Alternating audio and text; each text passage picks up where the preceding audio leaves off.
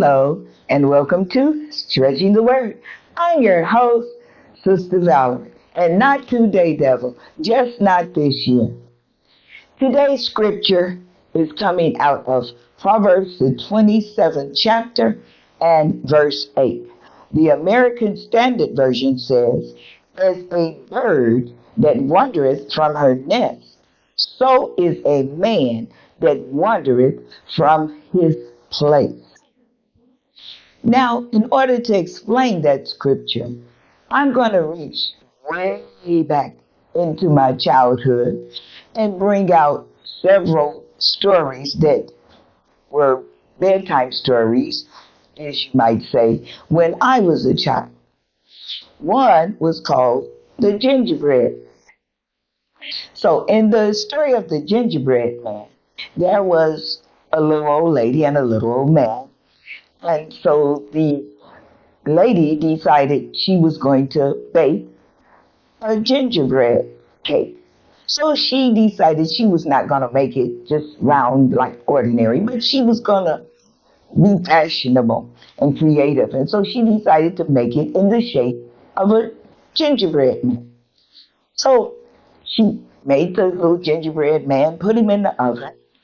But when she went to take him out of the oven, all of a sudden, the gingerbread man had came to life.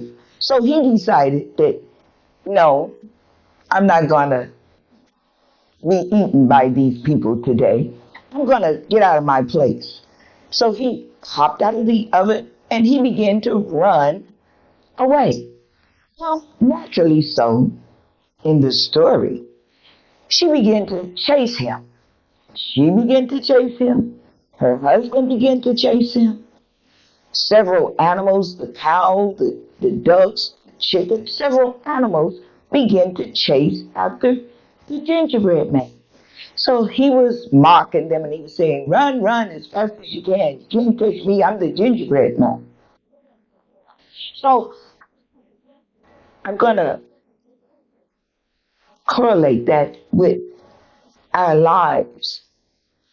Sometimes we move from where we're supposed to be. You know, it's like when we were children and we said, "Oh, I just can't wait to get grown and I'm going to do this and I'm going to do that." So we kind of run away from home like the gingerbread. So everybody is kind of like saying, "No, you shouldn't leave home yet. You need to stay here a while. You're not old enough or you're not responsible enough." But we just keep running. So after a while, the gingerbread man, he got tired. So when he found himself tired, he was by a stream. So he wanted to cross over to the other side, find new territory, explore new things. So he was tired, and he knew he was smart enough to know, hey, if I go in that water, I'm going to get soaked and I'm going to melt. So he was looking for a way to cross over. So along came the fox, the devil in our lives. And so, the gingerbread man, he thought he was so smart because he had outflicked everybody, he had outran everybody. But then the fox came along. So he said, "Oh no, Mr. Fox, I'm not stupid. I'm not going to bow down to you. I'm not going to fall into your trap." So the fox was smarter, the devil. He was smarter. He said, "What would I want you for? I ain't got no need for you. You ain't nothing to me. Nobody. You can't do nothing to me. I ain't scared of you. I don't want to harm you. I got bigger things on my mind." So the gingerbread man fell for the trap. So he said, "Okay, I'll let you take me across the river." So the fox said, "Okay, hop on my back." So gingerbread man, he was so smart, he hopped on the fox's back. So they started across the river. He's sitting up there, he's looking good. He think he in control. He on the fox. So, when you get away from shore, the water start getting a little deeper, which means when you start getting into sin, the devil don't never let you stay in one place. He always had several more. So they wandering on out to the water. He says, "Oh, you getting a little heavy there. I need you to move around. Come up a little closer on my neck, you know." So gingerbread man, he slides on down the fox's neck. He getting a little deeper in sin. He slides on up to the fox's neck. Fox, he just going on across, swimming in the river, So water's getting deeper. Sin is getting deeper. Fox just keeps swimming, keeps swimming. So, I'm going to say they about in the middle of the stream, water real deep. So he says, oh, well, why don't you come sit on my nose right here. Sit on my nose. Fox is talking to the gingerbread man. He says, sit on my nose. That way, you definitely will not get wet. Sit on my nose. Gingerbread man, he all into himself. He think he in control. So he moves himself on to the fox's nose. They just keep swimming, keep swimming, keep swimming. Gingerbread man, he didn't get comfortable now. He thinking he all in control, he in control of the fox. He going on over to the other side, but not recognizing and realizing that this is a fox. This is the devil. That, we think we playing with, we think we in control of the devil. So, gingerbread man, he's sitting on the fox's nose. Next thing you know, the fox throws his head up. The gingerbread man go flying up in the air. When he gets ready to land, what does the fox do? But open his mouth, and in falls gingerbread man. Fox then out slicked him. Now he's done for. And that's the same way we is. When we get out of our place and don't do what we supposed to do and don't remain where we're supposed to remain, we think we're smarter than the devil.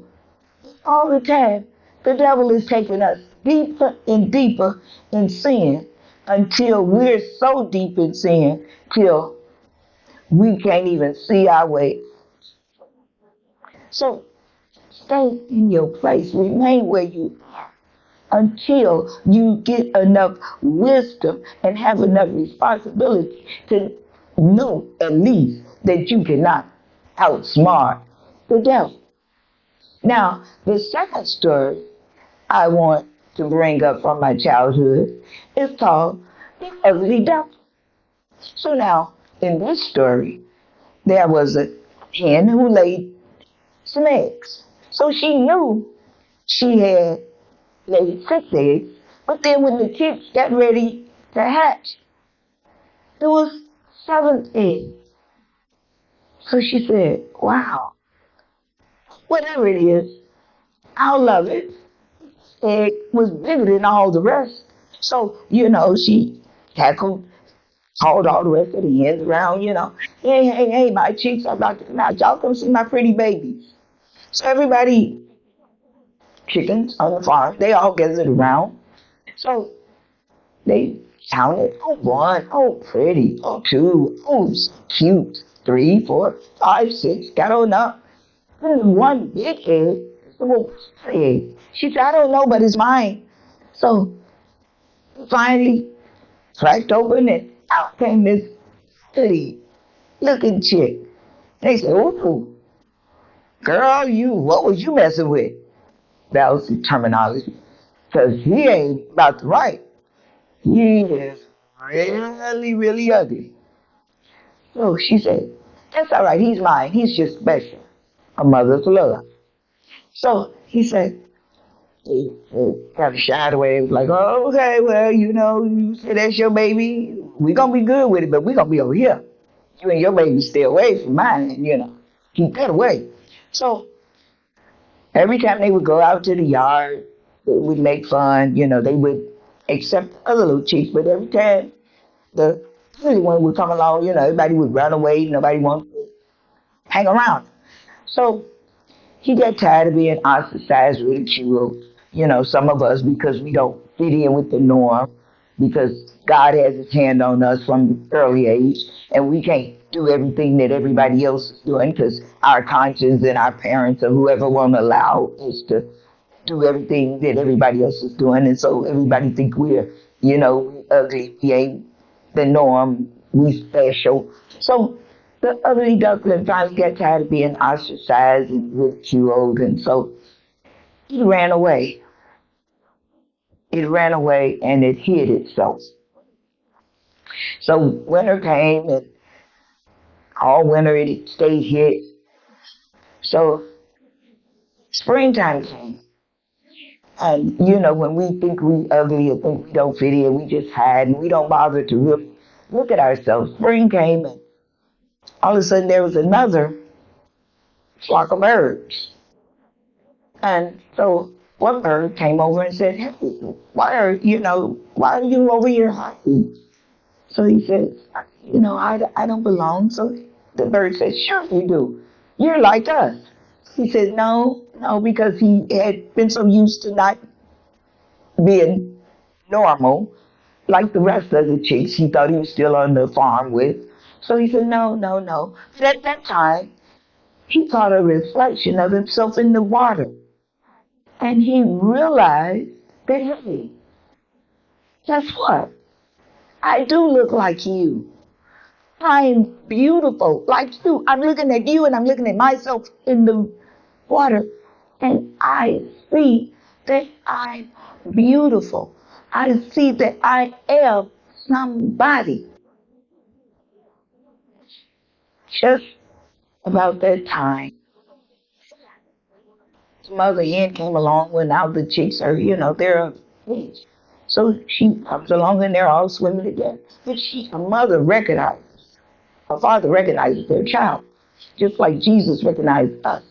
And so she looked over there and she said, "Wow, that's my special child over there." And he realized that he was special. And what did he do? He joined the group of beautiful swans. He was no longer an ugly duckling, but he had turned into a beautiful swan. So when we sometimes have to get away from the crowd, we have to separate ourselves, we have to come out from among them. Does any of this sound familiar, like scripture? But we have to come out from among them. We have to separate ourselves because we do not belong with them. So, of course, they're going to call us the ugly duckling. Of course, they're going to say, "Oh, you special. You don't fit in." This and that. But we are beautiful. We were fearfully and wonderfully made in the image of God.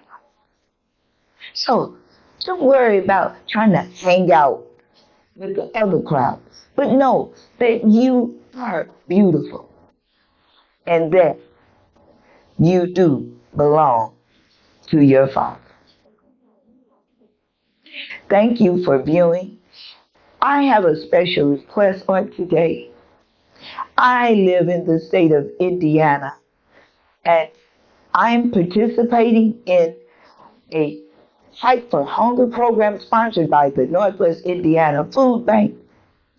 I would love it if my viewers would help me to raise money for the Northwest Indiana Food Bank. Please go to my webpage and click the link. And please make a one-time donation of any amount that you can. Thank you so much, and God bless you.